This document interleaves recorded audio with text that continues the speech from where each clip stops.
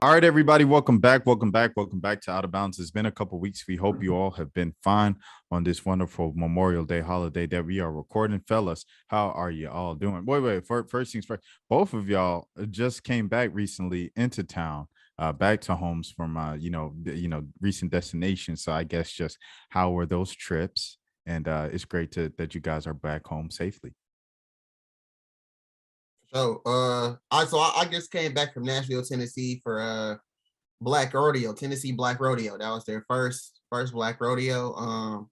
It was a cool experience, man. I've never been to a rodeo before, so seeing black cowboys, black cowgirls, all that, all those different events, like the different little things that they had going on, that was pretty cool. And the day before I went to we were doing something for the pencil project.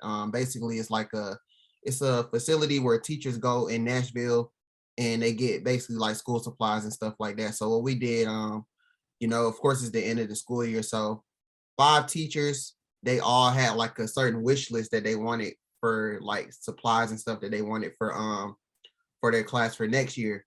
But what they did know is that we were gonna go out and basically get everything that they asked for on the wish list. So we split up in teams.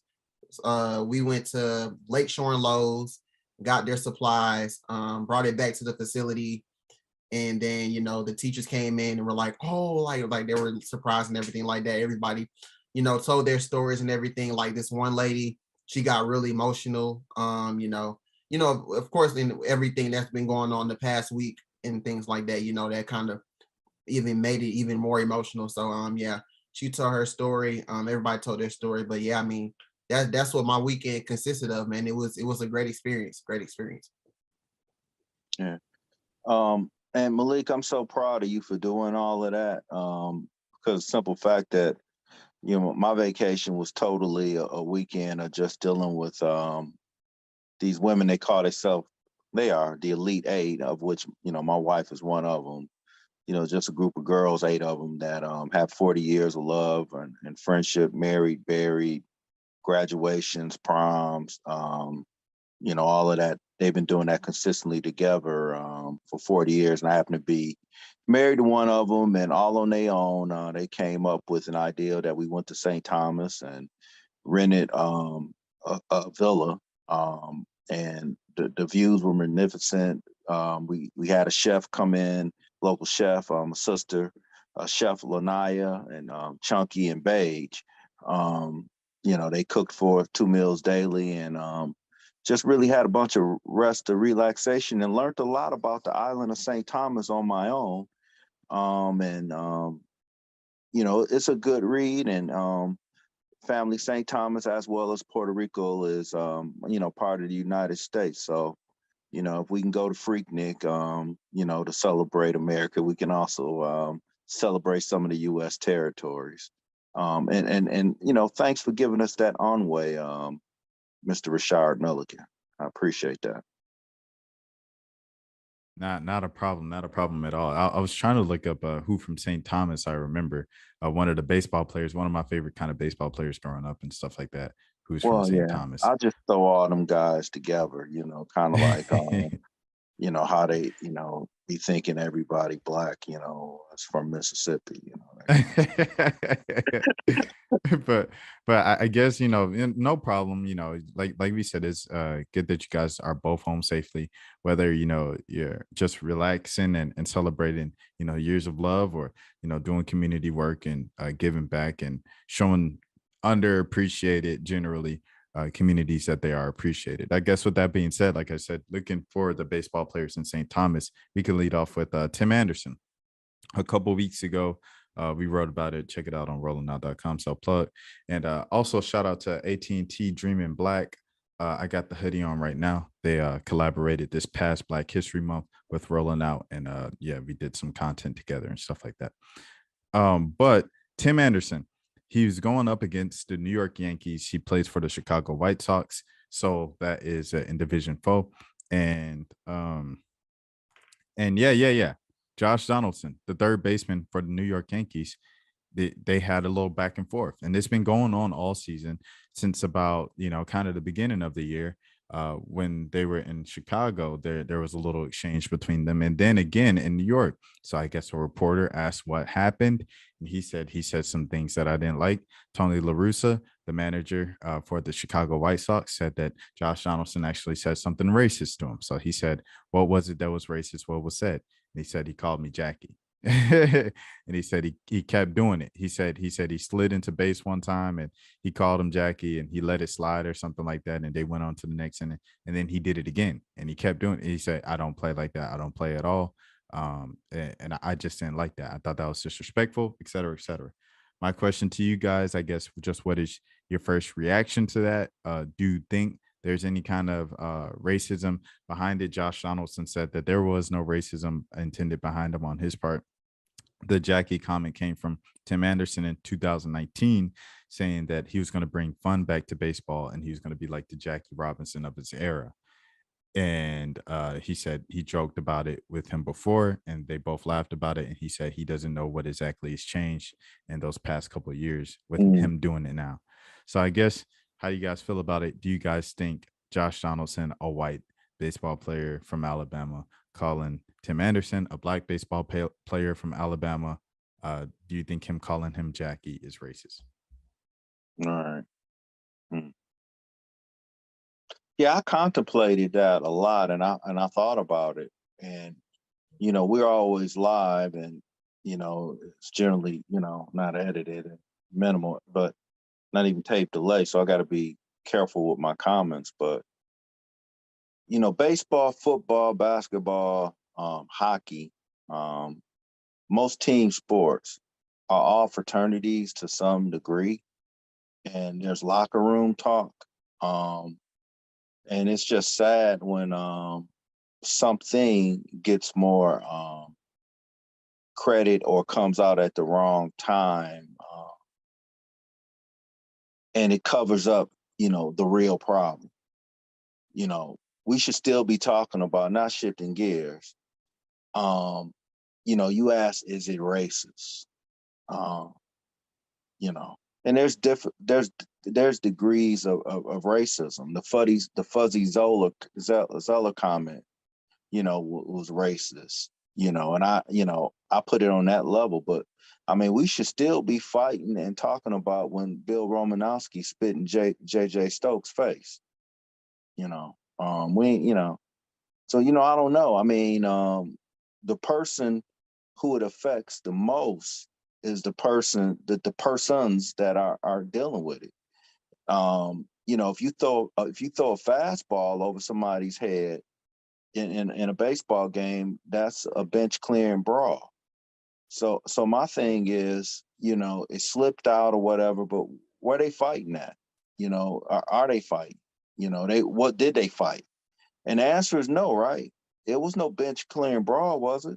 No, there was a bench clearing at some point during the series, and Tim Anderson was, excuse me, walking out there, kind of, swinging his arms, ready to Yeah, but go I at mean, but the someone, thing but nothing about it happened. though, And then when Josh, there was but also like a, they were drawn back and forth with each other to the dugout. That's where the question came in of what happened there, and that's where right. they found out. And then I think Donaldson pushed him off base. Okay, go ahead, Kurt. I mean, you just championed my point, my brother, and it's akin to this. I mean, baseball, it's nothing between y'all but air and opportunity when you on the bases. The next shaft is 90 feet away legally. Okay. It's people out there with weapons called bats. So, if it was all of that and Tim was so offended, my deal to you is, how come, that he could have settled it right then and there. So he could be saying, why did he punch dude in the mouth? Because he called me Jackie. But, Tony La Russa, I don't know, man. I'll shut up on it. Malik, go ahead. Yeah, it's crazy because I actually wrote a story like a couple weeks ago about it was Viola Davis, and she was basically explaining how like when she first started out in the entertainment in the industry, she had this director that she had known for a long time, and I think she was on set, and he was calling her Luis, like, and Luis was his maid's name. So he kept calling her that, and she was like, this stuff is still going on. So, to call somebody out their name like that, I don't think you should do that, especially if you like, if you white and you doing that. I don't think that's I don't think you should do that. I think that's kind of out of line in my opinion. Well, right. It's so sterile. It's so politically correct. Even on this show, because, once we put it out there, it's out there, and, you could say something with good intentions and all of that. I mean, I can tell you one thing. It's going to take black and white and folks from the Caribbean and folks from South America, Central America, to ever win a baseball championship. If any place, and if I'm not mistaken, baseball was the leader as it relates to race relations. I don't know, I don't call them the leader now. The NBA by far, is the the blackest league, because I know this segues to last night. I would have thought it was unconscionable for Jason Tatum to be paying homage to Kobe Bryant in the Game 7 wearing the purple and gold, the Q Dog, Los Angeles Lakers colors. Could you imagine somebody trying to do that in Roger Goodell's NFL? So since we're talking about racism, which we are, it's still out there globally, and it's still out there individually. And to use my William F. Buckley's voice, what do we to do? What are we to do about it? What do we have to do about this racism? Now, tell me, America, what are we to do? I just think it's crazy, it's crazy that because even if, right, the joke is based off of what Tim said 3 years ago, when you continuously say it, there's a point where the joke is, okay, like, all right, bro, like, you're overdoing it now. Like, you know what I'm saying? And there has to be something behind it, some type of undertone behind it, especially when you're trying to push me off base, especially when there's these little things you're drawing back. And, it feels like it's a little more than what's on the surface. And Tim Anderson isn't dumb. I mean, and both of them are from Alabama, so they probably been playing against each other since like high school. That's what I'm talking about, man. This is hearsay, but this stuff doesn't happen, in a vacuum. These people know each other. Hell, Matt Stafford. I got to go to Detroit. Matt Stafford used to be Clayton Kershaw's catcher, man. Texas boys. Yeah, I mean, I saw this picture and I can't remember who all, but I know Karan Butler and a quarterback and somebody else was all on this Dallas Dallas all county basketball play selections. These people know each other, man, and I'm still, and as a chaplain, I'm still an advocate of, Rodney King. Let us all get along, but I don't want us to all get along at the black man's expense. The kowtowing and stuff letting go and all of that, and don't believe for 1 second that racism has totally went out the window. As Al Gore says, it's an inconvenient truth. It's happening consistently on all kind of levels. I'm experiencing it personally as we speak. But we just got to do it. As I say, what are we to do? 100%. And this isn't the last topic on racism today. Unfortunately, there's been a lot of alleged racism going on. We'll get back to that towards the end of the episode. As of now, let's keep it within baseball. I just wanted to shout out before we pivot off to other sports. Michael Harris, the second, DeKalb County native, went to Stockbridge High School over here in Metro Atlanta. He got called up from AA in Mississippi from the Mississippi Braves to the majors, excuse me. I was about to say single A, Right. to the Atlanta Braves this past weekend in the outfield, made an outstanding catch, got his first hit. His family was out there. Like I said, obviously a young black man doing the Rashad, thing from, yeah, go ahead. yeah, speak to that a little bit because everybody isn't as astute as you are as it relates to baseball. Tell them about how it's levels, and for you to skip a level, you kind of got to be on fire or a hot prospect or Right. No, exactly. So in baseball, once you get drafted, you have a chance, you have the opportunity to either, especially if you get drafted out of high school, you can sign with a college or play for the college that you committed to, or you can decide to go the pro route. If you go the pro route, then you have single A, well, you have a rookie league, single A, double A, triple A, and then you have the major leagues. So from the time you get drafted to the time you get to the majors, if you even make it to the majors, it probably takes about, on average, about 3 to 4 years. So that's when you first see guys in the major league. So that's why I think when Aaron Judge won Rookie of the Year for the New York Yankees, he was like 25 years old. That's because he was drafted 3, 4 years prior. And that's just the way that baseball works. It's a long process. First round picks sometimes don't even make it to the majors. It's a tough business.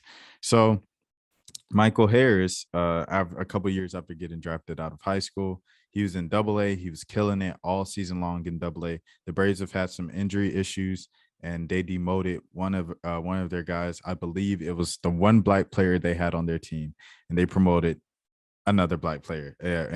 But Harris was by far, especially after a couple of trades the Braves have made, he's by far their top prospect, the one that they were waiting for to come in and stuff like that. And yeah, so he made his debut. So hats off to him. He'll probably be my king of the week. Spoiler alert at the end of the episode. But yeah, just showing that there's a whole generation of young black kids who are in the league right now. They're fun guys and everything. Michael Harris, like I said, the second. You also have Hunter Green, the pitcher up there in Cincinnati with the Cincinnati Reds. And you have the pitcher from Cleveland. I believe his name is Tristan. So, those three young gentlemen, and, it just shows that, black kids care about baseball. Shout out to our guy, Chris Williamson, as well, up there in New York. He was the first black reporter to anchor a SNY New York Mets broadcast this past weekend. So salute to Chris up there in New Shout York out and stuff Chris. like that. And yeah, man. I mean, black people care about baseball. And salute to Terrence Moore as well. I believe Malik has done that interview. If he hasn't done it, it's on the way. But Terrence Moore just published his book, The Real Hank Aaron. It's the story of Hank Aaron and everything that he said throughout multiple off the record and on the record interviews that have eventually all become on the record, about how he felt about the current lack of diversity in baseball. He was frustrated by it. He was frustrated with the lack of black participation and, just the way the system has been set up for black players not to succeed within the sport and to keep that rest in kind of, power too, Hank Aaron. and rest in power to Hank Aaron as well. So it's a lot of stuff there. I was saying all that to say black people still care about baseball, and here's the proof. It's not something that only the older players or older people get and older people love, but younger people too. And I think it's important that that message and that kind of perspective is projected and is publicized, because if people don't believe that black kids aren't interested in baseball, they won't even make the push to help black kids Right. in baseball get to the majors. Go Right. ahead, Kirk. And yeah, and just to segue that, you know, baseball is still a good outing for your family. Um, it's the parks are beautiful. It's entertaining. At least I know with the Tigers, Ferris wheels, food is awesome. On Friday nights it's fireworks. It has the pace, of a Ferris wheel. You know, um, it's nice. It's literally you are taking your kids to a park. Um, you know, you can get the keep score on your phone and on a piece of paper, and you can just relax and watch a ball game.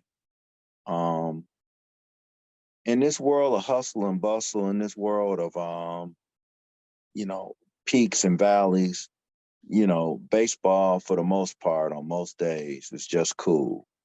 You know, you're gonna see 3 to 4 runs, you know, and a team gonna win by, you know, 1.5 runs. And you know, it's kind of, you almost know when it's over when it hits the ninth inning. So, you know, and you know, you play football for 60 minutes. You know, you play basketball for 48 minutes. Um, baseball, you know, you gone for 4 hours. I was So about to you get say your at money. least, Yeah, at least. you get your money's worth. And Very therapeutic. yeah. Well, thanks for letting me share that, Rashard. No And problem. that's the word I was looking for too. Therapeutic, yeah. Yeah, Yeah, because man. watching a baseball game is just therapeutic. But Malik, is there anything you have before we move on to basketball? No, I mean, honestly, I went to my first baseball game like 3 weeks ago. So I mean, but how would you feel versus what Kurt said in Well, your was I experience? lying? no, no, you wasn't. I mean, therapeutic. I would definitely say. You know, it was long. I won't lie, it was long, but I mean, you know, they know how to keep you engaged, you know, throughout the game and things like that. Well, So, dig this here, y'all. This is what I need to tell you, Malik, mhm. Rashard. Now every town's got their big trial lawyers with the billboards. I think it should be illegal to be able to sue a baseball um, team because you went to the game and got hurt because you was looking at your phone and missed something. And that ball hit you upside the head. That's the thing about baseball too. Is like You you got to keep never your know head on the when it's swivel, gonna get. Bob. It's like a soccer game almost. Like soccer game. Like it could get really exciting real quick. And if you look down at your phone for a second, like you'll miss it, and everybody be oh, and you're like, oh, I missed it. That's the exact same thing in baseball, man. So like Yeah. you said, man, you got to watch out, for watching your phone at those events, soccer and baseball. I guess you could throw hockey in the same kind of realm too, but yeah, all those sports. But I guess with that being said, we can pivot on over to basketball and the NBA. Like Kurt alluded to earlier with Jason Tatum wearing the Kobe band, which is crazy to even think about. He said, could you imagine that happening in the NFL? Just think about the NBA, like a Boston Celtic in a playoff game wore the Lakers colors on his arm. Like Kobe wouldn't do that. Like I mean, rest in peace, Kobe, and I get it, but like Kobe's not doing that. He's not wearing Jordan, like Chicago Bull colors. He's on for the Los Angeles Lakers. He's creating his own thing. But I guess first things first. How did you guys feel about that first of wearing the Kobe band of a Celtic wearing the Laker color in a playoff game in an elimination game? I mean, uh, FanDuel. What's the other one? Prize picks, DraftKings. yeah. Right, yeah, man. I'd like to see what the odds were on that at the beginning of the year. I wouldn't have thought it could potentially happen. I thought a little some kind of way, and more players do it than not. That how they'll wear their college stuff underneath their pro stuff. I think I Jordan thought, did that. yeah, Jordan did it. A couple LSU guys do it. A couple guys from the U do it. The U being University of Miami. I thought that was eccentric. I thought that was odd. But just kind of showing what he did. And I know he has all these exotic tattoos, but a lot of people do. I guess he truly believes his body is a canvas and he expressed himself with it. Yeah. I honestly, when you just said that a Celtic was wearing a Lakers thing, that really just came to my mind. That's crazy. But I mean, I guess I really didn't have a problem with it. I guess because it's like nowadays, man, the new kids in the NBA, they do anything now, man. Back the old heads would never do that.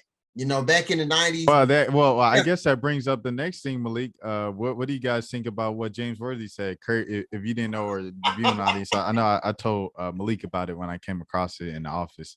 But James Worthy said this new generation, all they do is tweet, get tattoos, and practice shooting threes. That's all they do. Like I guess Kurt, like and Malik, both. What do you guys kind of have to say to James, giving a little dig to the current generation? James always looked like Teddy Pendergrass to me. And I mean, he just looked like an R&B singer, like he was in Ashford and Simpson or sung with LTD. What a difference, I can't. I mean, if you live in a glass house, don't throw stones, because this the same dude that got caught up in the prostitution,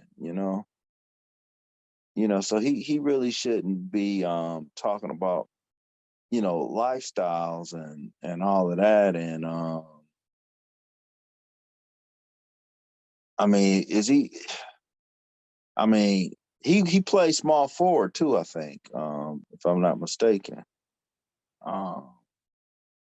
I don't know, man. I mean, most days I pick Bernard King over him. So, I mean, even if he's spot on, just by him making a statement, it reduces his credibility to me. Yeah, man. It was funny, definitely. I mean, when you look at it, it's like, dang, is he telling the truth? But he kind of just it's kind of broad, like it's really kind of broad. But no, I mean, the new generation is different, man. They are different. Like that, we see it almost like all the time, like different things. We're just like, back in the day, whatchamacallit would never do that, or this person or this person would never do that, or dap up or do this or that. Like it's crazy. But no, I mean, but it's funny. I was about to bring up, like, I mean, even with Tatum wearing the Kobe thing, it kind of reminds me, like, it kind of makes me think of like how players be wearing like LeBrons, and they going against LeBron or like Kobe's or something like that. But I remember, I forgot what player it was, but he was like, I'm not doing that. Like, I'm not about to wear LeBrons when I'm about to go up against LeBron. I forgot who it was, but that kind of reminded me of that, which is, it's funny. Hold on. Yeah, I mean, that's kind of. Oh, excuse me. Sorry about that. Bless you. Yeah, thank you. No, I mean, the gym shoes, bottom line with that is, you don't have to render to Caesar what is Caesar. You can't make a statement out that. I mean, I think they would put you into NBA jail if you did something. No, I'm square business, man. If you did something like you put, if you went against LeBron or Jordan and you put duct tape on a swoosh or something like that, man, to make a statement. They treat you worse than Kaepernick, bro.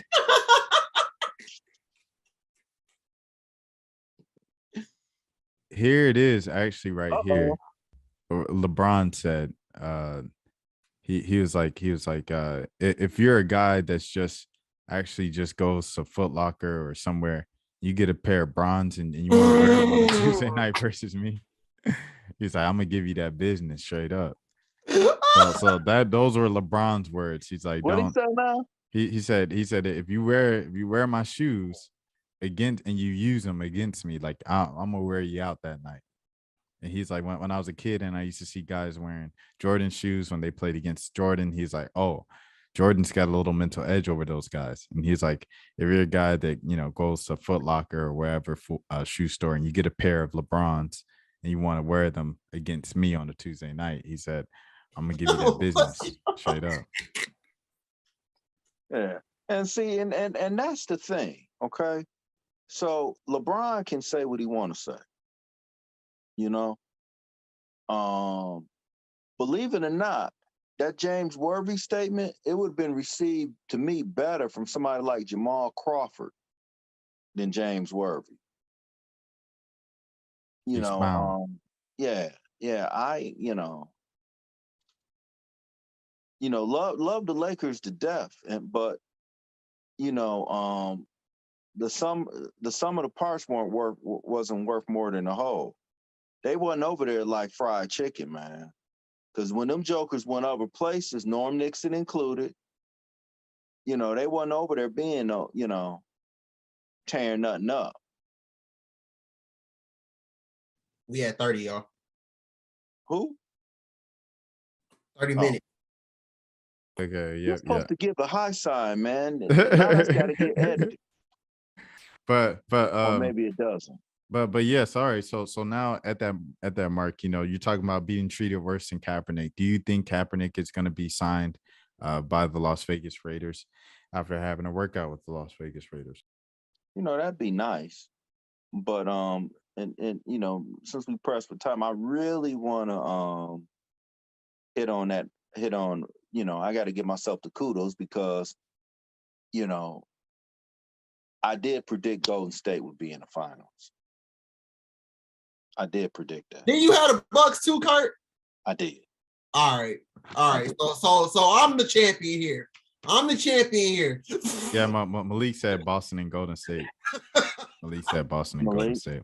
I defer to you. I think I had Golden State in Milwaukee too, Kurt. Yeah, I think you jumped on my bandwagon. But I want to talk to you about the Miami Heat and Jimmy Butler.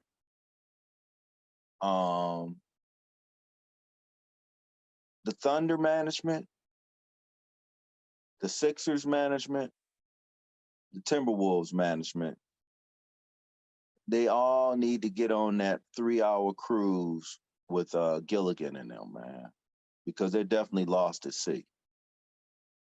I'm so sick and tired of franchises, Knicks included, getting more than what they need all the time and doing so very little with it other than doing a major job of ruining players' careers and if in fact minimizing the NBA because some of these guys we didn't know was even that good because of the mismanagement, poor coaching, and strategy of these teams, man. Man, Jimmy Butler is the man. Jimmy Butler is the man. And, the reason why I threw OKC in there, well, they had everybody all the time and wouldn't do anything with them. Couldn't make them play together. And KD and Kyrie, is somewhere in South Florida catching crappie.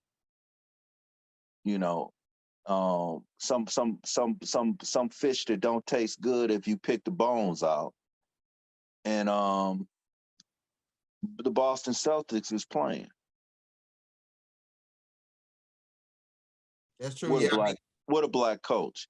And he got one, like Giannis and all them other people. I have to have my trusted partner Rashard say their name because I just butcher it. This one is because I know the last name is Udoka. The first name, I'm not even gonna lie to you. Go ahead, Malik. It's Ime, right? Ime Udoka. I'm not gonna try it. Please, I'm not going. I think it's Ime. Well, y'all better. Udoka. I'm gonna tell you, Sick. You better get it right because we're gonna be saying it a lot. Right, exactly. Salute to Nia Long as well. So I mean, I can't stand Boston on a personal level, but on a professional note, it's just those guys. I think like you said, Kurt, when you see all these super teams being built, and they just kind of like they made some moves to themselves, right? Like Tatum and Brown, like that was a result of the KG and Paul Pierce trades and stuff like that. So I mean, they made moves themselves to become who they are today, but they trust the process. Really, you look at Philly, no pun intended, or I guess pun intended. They trusted the process until they got good, and once it didn't work for a couple years, they gave up. When you see Right. Boston has the exact same team that failed in 2017. Like they kept failing. This is 5 years later, 6 years. They kept failing. They kept failing, and they They have finally broke patience through. and tolerance, man. Exactly, patience and tolerance, and whether or not they lose, because I have them losing to Golden State. You know what I'm saying? But whether or not they lose in the finals, they got that next step finally to the finals. Well, And who yeah, knows if they keep knocking on the door, finals, conference, they're gonna win one. But go ahead, Kurt. yeah. I mean, and Golden State's got too much, but those are mirror teams, man. You know, you look at Jalen Brown, Andrew Wiggins. You look at Marcus Smart, you get Draymond Green. You got Derek Anderson looking like Jordan Poole and poor Derek Anderson's poor man Jordan Poole. Derek White, Kurt. Yeah, who am I thinking about? Oh, yeah. He played 100 years ago. Derek White. Thank you, sir. And then you got that what's his name, Williams or whatever. Or not, no. Robert Um, Robert no, Williams. not him. Are you talking about light skin Grant Williams? Grant Williams, yeah. Yeah, Grant Williams is every man, he's loony and all them other guys rolled into one. And Jason Tatum, I think he be trying to think he Kobe sometimes, man. So I don't know. But then there's no Seth Curry, I mean, it's gonna be fun to watch, man, but Golden State just got too much, man. Where do you have Steph Curry all time? If he wins this one, they'll be number 4. Oh, always carrying Isaiah Thomas lunch pail. Kurt, I'm gonna give it to you like this. For point guards, I got Magic 1. I think you got to keep Steph 2. Then you can go with Zeke, and then you can go with Stockton, and then you can go with whoever you want. Man, I don't care what you think. I could care less. How many more minutes we got? We had 37. 7. All right. I guess we could wrap with this. So leading up into this, what you guys are gonna see next is my a Rolling Outs interview with Brittney Sykes. It came out, I think it was published like last week. It was supposed to be on last week's show, but we didn't have a show last week. Anyways, Brittney Sykes, she came over to the studio, and I asked her about Liz Cambage. Now, for those of you who need a little context on what happened with Liz Cambage, reports are coming out from last year's close scrimmage, Australia versus Nigeria. Liz Cambage, she's a center that plays for Australia. She played for Australia center, and she's really good or whatever. But yeah, she's had a kind of a troubled and weird past with, taking years off and seasons off due to mental health, and then coming back and requesting trades. And, she just has a very, very difficult kind of lineage of a career to follow. So that being said, setting the scene, 2021, before the Olympics, Australia is playing Nigeria in a close scrimmage in Las Vegas. After the game, reports come out that Nigeria and Australia had a fight in the close scrimmage. So that's all we heard of. A few days later, Liz Cambage comes out and says, for my mental health, I'm not going to the Olympics. I can't do it. I can't sit in the bubble for a month at the Olympics in Tokyo just to play, but I can't do it. So she pulls out. That was last year. And then Australia eventually kicked her off the team because, she was, or they said like she wasn't, they were kind of blindsided that she, withdrew from the Olympics so close to them flying out to Tokyo for the Olympics. They just didn't like it, and they didn't like her behavior either. Fast forward to now. No one has talked about this incident all year. It's been peaceful. Basketball, we move past it. It is what it is. An Australian brings up before the WNBA season starts, Liz Cambage is not a good person. They say, why is she not a good person? Well, remember that Nigerian fight? She started it. and she said, go back to your third world country. They asked another player, did she say go back to your third world country? They said everything that person said was 100% correct. That's what she told the Nigerians. More background. Liz Cambage is black. What is she black and being Australian? Her mom's white and her dad is Nigerian. Liz Cambage is half Nigerian. That's what makes this whole thing crazy. So she said, go back to your third world country. That happened. And this is the week that Brittney Sykes came into office, and I asked her about it. She said, we're past it. We moved past it. And you have to ask him about that because I wasn't there. I just know what you guys have heard on the internet. Okay, fast forward. The full story comes out of what Liz Cambage said this past weekend. And boy, was it something. Because apparently Liz Cambage, who is half Nigerian herself, called the Nigerians some monkeys. And she elbowed one of the players in the face very hard and gashed the girl's. She had to get stitches. And the video of her in the scrimmage elbowing the girl in the face came out as well in the full story. So with that being said, fellas, how do you feel about the alleged things on of course Liz came out and denied what they said, but that is what's going on. How do you feel about self-hate? How do you feel about racism? Do you think it's true? That what are you buying? What is your reaction to all of that I just unloaded? It's a lot. Look at Kurt. Nah, that's a lot. And I don't know like how Liz is as a person. So I don't know. I just want Rashard to say her name again. Liz Cambage.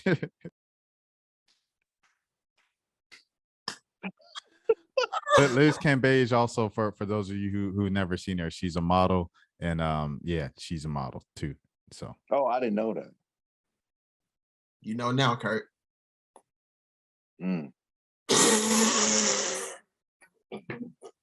But yeah, I mean, I don't know Liz as how she is as a person. So I can't really like judge, say, oh, she definitely said that. Like I know exactly how she is. I don't know, but just hearing everything, like that's messed up, man. Like that's really some messed up stuff. Well, I can say, and I'll just resort it back to myself. Listening audience, there's a reason why I'm the co-host of Rolling Out. Great show, Out of Bounds, because I spoke to what this is all about even before Rashard, gave us all the information on this specific sense. When I said, hey, stuff be happening, we don't even know about it, and people be knowing each other, yada, yada, yada. And this is perfect example of that. And, the thing is why is it coming out right now? Why is it so important now? And do I think it's a bad deal? Yeah. I mean, I think anything that is not of God is bad. I'm just trying to figure out, why is it coming out now? Sabotage, obviously.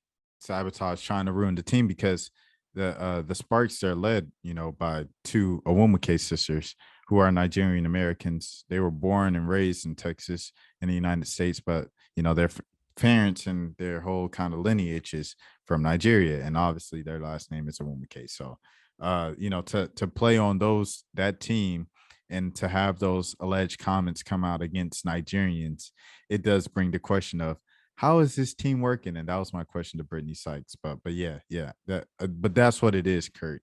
I think it's just sabotage, trying to ruin the team, trying to distract the team from their mission this season. Malik, anything from you? But before we give King and Queen the week out, I'm good. Let's get all it. right, cool. So with that being said, that's another episode in the books. Coming up, we have Brittney Sykes. So stay tuned if you're watching the video and everything like that. Let me think of anything else. King and Queens of the week. My king of the week, like I said, is Michael Harris II, making his debut with the Atlanta Braves. So that's my king of the week. And queen of the week, give me some moments. I'll hand it off to somebody else to give their king and queen of the week. My kings and queens of the week is the kids at the kids in Texas and their parents and their families and everybody involved in that situation that's trying to help. Way to one up me, Kurt. But go ahead, Malik.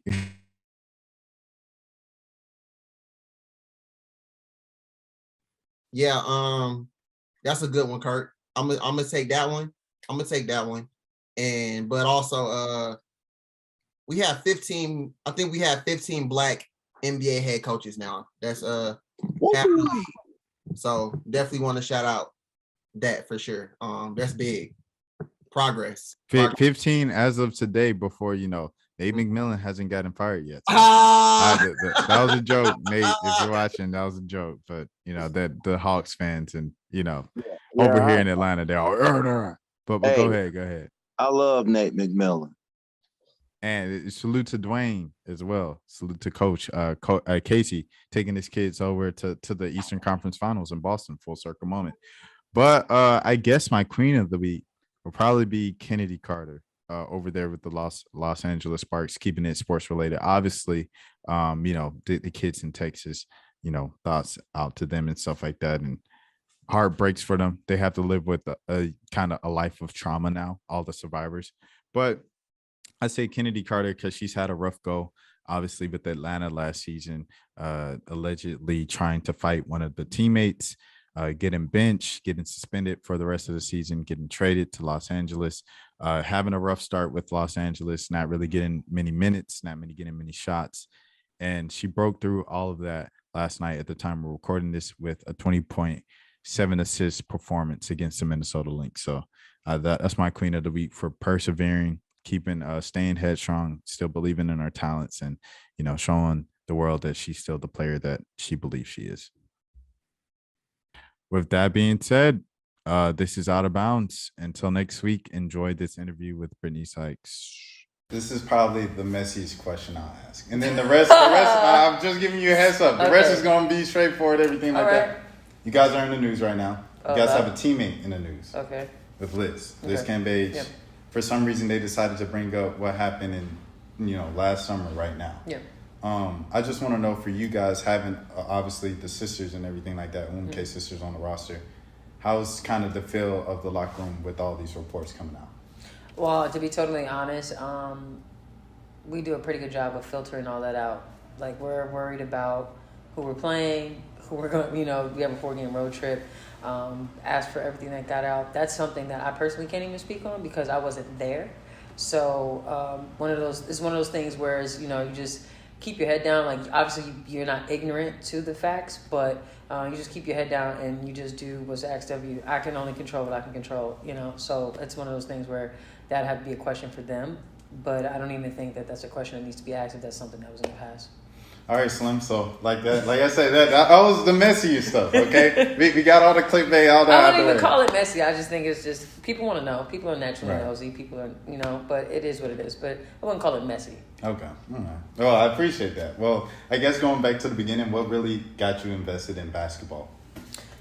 Man, I mean, probably the process. Now that I'm older, I can answer that question a little bit. Like before, somebody asked you, it's like, oh, because I just love the game. And it's like, nah, for me now, just being 28 and seeing the younger generation and how the game is changing and where it's going, I just think what keeps me in it is just the process of seeing not seeing the results, but like looking at the results and going, wow, a few months ago I couldn't do that. I did it every day. I practiced every day. I shot every day. I did this shot. And now I have the confidence behind a lot of things that I do in my game. So I think it's just the process. I think that's what has kept me in it because that's ultimately what you're going to always keep doing. You're just going to always keep processing things, the game, practice, your own individual workout, seeing other people work out. It's just always a process involved. So I think it's a process for me. When was the first moment like you fell in love with the game? Man, I'd probably have to say I was in the backyard. I was young. I started when I was 3. Mm-hmm. So I loved my cousins. My cousins were playing in the backyard, and it was one of those things where I saw the ball go in the hoop, and then I felt happy. I like that feeling. I was like, okay, I'm trying to find that feeling some more. And then you realize people come up to you and they go, oh, you know, you might be actually pretty good at this, and then you try it out and then you start to believe it. You don't no longer look for those words. You start to internalize them and look in yourself. So now, yeah, it's one of those things where it's like, yeah, no, this is made for me. Like this is what I was supposed to do. Was it so that was age 3? No, that wasn't age 3. That's like years to come. But I was saying, like, at age 3, right. You don't realize that's what it was that drawing you to it. But for me, it was just like that. Ooh, okay, like this is something I can actually be good at, and then I started to believe it. I guess what was the first kind of well, you kind of just said it right there, but when you like knew you were cold, when you knew you were good. I knew I was good when I could keep up with people who were better than me, and when people who were better than me at the time gave me praise for even trying. You know, I'm playing Nadira McKenneth, who went to St. John's. I'm playing Lauren Mincy, who went to Maryland. I'm playing caliber teammates who have went on to win D1 championships, go to Final Fours, win games, you know, on that level and higher. And I'm playing against them as a freshman. Yeah. But I'm keeping up with them, you know? Yeah. So it was one of those things, it was like, okay, I can keep up with you guys. Like, I admire that, you know, you're better than me, but I'm going to be better than you one day. That was kind of like my mindset. It was never like a starstruck kind of thing. It was more, if I see somebody better than me, I want to be just as good or that much better. You know, it's a challenge. Yeah. And I never look like, oh my gosh, like DT is like, I got you, DT, what's up? Like, check up. That was more so my mentality when it came to that thing. How much money do you think you would have in, like, I guess, endorsements and stuff like that if people value defense as much as they do offense? I mean, they do value defense. They just don't talk about it enough. Everybody's all hit and hooked on the offense and lobs and, you know, flashy passes. But those who truly, truly, truly love the game of basketball and watch the game of basketball, they realize it.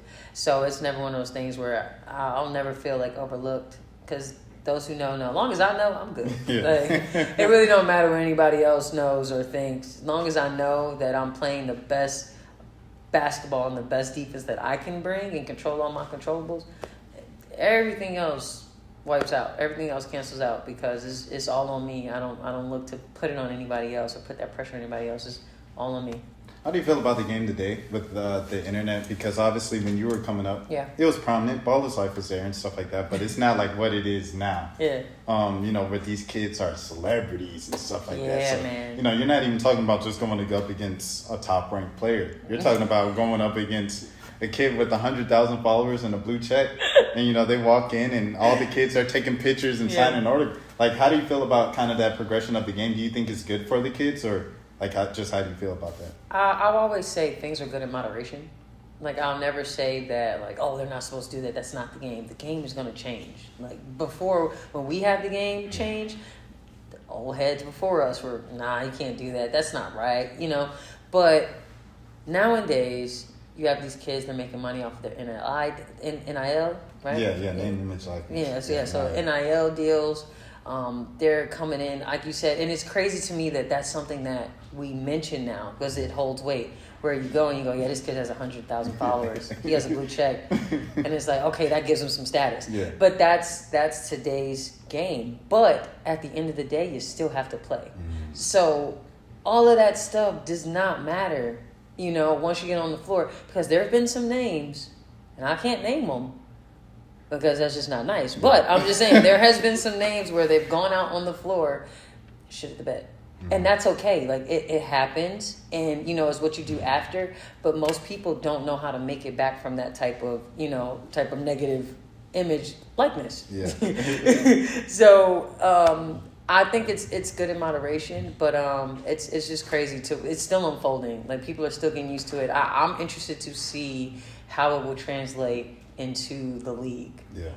When it comes to these kids getting all this money in the league, and then now we're talking about our own CBA agreement, and now kids are probably making way more than they will as a rookie. So, you know, that's something that has to be thought about, to where these kids are making hundreds of thousands of dollars in college, and then they get to the league in their first 4 years, they're not making that for sure. Yeah. So that's just something it's honestly, it's going to bring some change, whether people like it or not, but it's definitely going to bring some change, and it's going to force people to expand and open their minds wider to what is now. Slim, what gives a player that dog? How do you get that dog? It just either you have it or you don't. I just think it's one of those things where Obviously, environment. But dog is a mentality. You know, like, yes, your environment can help add to that dogness, but it's just something about not letting a person do something. You know, like whether it's defense, whether it's scoring you, whether it's I'm not going to let this person embarrass me one more time, or I'm not going to let this person get 3 dribbles. It has to be in you, and yeah, it can be learned. You can watch it, you can see it in other people, but that's just something that you got to look in the mirror and be like, I'm a dog. Yeah. But not only say it, but really be about it. Have somebody feel you. Like, I don't know if you ever had somebody, you felt somebody that's like, the pressure. Like, you feel it. It's like, damn. The presence, You know what I mean? So I hope that I bring that every night. I hope that people feel it every night. They don't got to fear me. I'm not nothing to fear, but you will prepare for me, you know, type of thing. Well, what was your environment? When you talk about the environment creates that dog, what was your environment like going on? Man, I mean, we talk about basketball. I had coaches who were just on me. They held me accountable every day, all the time. Friends that hold me accountable for my actions, my words, how I go about my life. It's just one of those things where I was around very, very competitive people. So that kind of brought it out of me. I was already a competitive person, but then you get around these other people who are like-minded, and they go, okay, well, now you got 3 people in the middle of the paint who don't want to lose. Yeah. Somebody got to lose, you know? So it's one of those things where that dog starts to come out of you, and you start to filter out, okay, this is ego, and this is me just not wanting to lose. And I had to learn that. It comes with the game of being a dog, whether, you know, you take things personal or you just take things to the chin and keep on pushing. So I guess on a personal level. Okay. Because now you talked about on the court. What about in your personal life? Was there anything that helped shape you kind of get, I guess, you know, like I'll take charges and everything, like, you know, kind of the way you play it now? Anything that affects you now? Honestly, I think for me off the court, I was always the funny one, but I was always the one that, like, got the most jokes cracked on. So I was a skinny kid, had the skinny pants, you know, like, not clothes falling off me, but I got some space, I got some air. I might be able to, I don't know. You might be able to relate. I mean, you know, so it's just one of those things where I developed a thick skin. And not to say that people were, like, picking on me and bullying me. It happened in, like, 7th grade with my teammates, but I think being around that and enduring that actually helped me, you know, grow that thicker skin and kind of started chipping at the ice of becoming a dog, you know, facing those things. And I was like, people talk trash to me, I'm like, okay, I'll talk it back. But, exactly. You know, it doesn't hurt as much as it did. It doesn't hurt at all, but, like, obviously going through the game in the beginning, man, what? I was soft. I was soft, but my high school coach, she really thickened my skin. She put me in what we call, like, the doghouse. Put me in the doghouse, and, like, promise you, probably the only person in this world that's ever, like, ripped me down and built me back up. You know, like, she just tore me apart, ripped me up and down, just to the point where I was like, I thought I was trash. You know, but that moment in life really made me who I am today, because I'll never forget that feeling. I know I don't want to go back there, so it's like, all right, that's how you don't go back, by keeping this person alive. So, well, that's the question I always like to get into. Do you feel like bullying can be good? Well, the thing is, it's like with bullying. It's bullying is bullying. I think we should be more. I don't know how to say it, but we should be more aware of, like, how we're describing things. So I won't even call it bullying, because bullying is bad. Right? So there's a difference between bullying and roasting. No, but, like, bullying and, like, tough love. Like, obviously, yes, there's the joking, right. There's the, you know, but then bullying is, like, you're, like, intentionally coming at somebody. You're intentionally trying to hurt somebody, whether it's feelings, whether it's physical, you know. Whereas if I'm joking with my friends and they're just getting on me about, oh, Britt, why you got hot waters on me? You know, like that we have that chemistry, we have that bond to where it doesn't come off as bullying. Whereas if I don't know you from a can of paint, even if I did know you, you know, there's a certain tone behind it, a certain love behind it. But if a person does feel like they're being bullied, then they're being bullied. Like, you can't take away how somebody's going to feel. So I never felt like I was bullied. I felt like I just got a lot of tough love, because, I mean, I could throw it back, but some people might not have that. Yeah. You know, so you just got to be careful. You just got to know who you're talking to and what you're saying to somebody.